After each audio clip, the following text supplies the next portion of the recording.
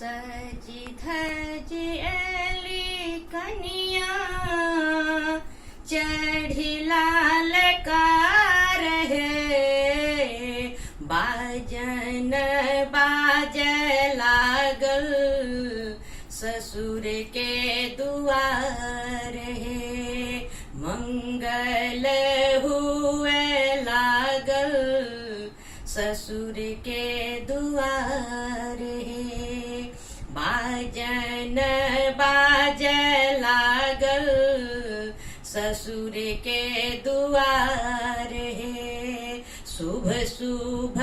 हुए लागल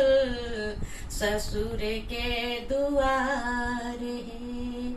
अन्न धन लक्ष्मी बारियलो आहा जगमग भेल उजाला अन्न धन लक्ष्मी बारियलो आहा जगमग भेल उजाला सासु आहा के परिछन चलली हाथ में लो शुभ डाला सासु आहा के परिछन चलली हाथ में लो शुभ डाला घूंघट संभारू कनिया चलू धीर चाल है घूंघट संभारू कनिया चलू धीर चाल है बाजन बाजे लागल ससुर के दुआर है मंगल हुए लागल ससुर के दुआर है सासु आहा के आस लगो न एती प्राण प्यारी सासु आहा के आस लगो न एती प्राण प्यारी घर के लक्ष्मी बनल रहब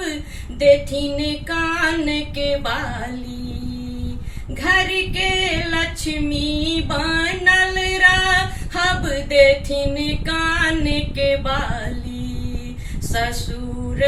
आहा के कनिया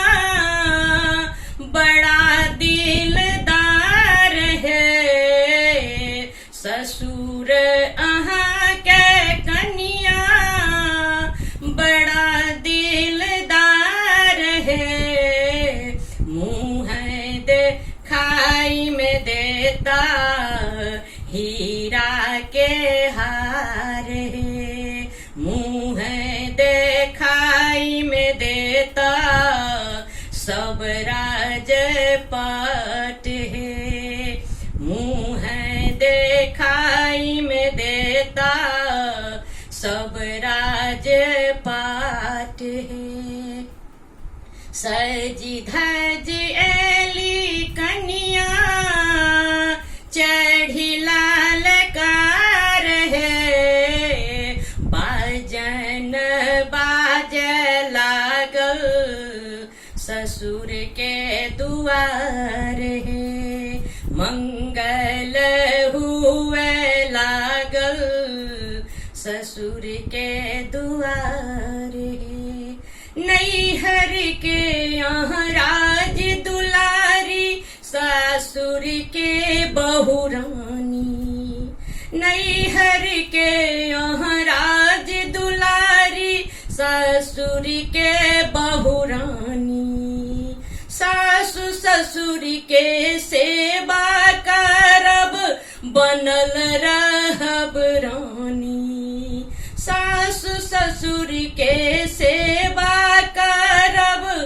बनल रहब रानी ननदी आहा के कनिया बड़ा हर जाई है ननदी आहा के कनिया बड़ा हर जाई है द्वार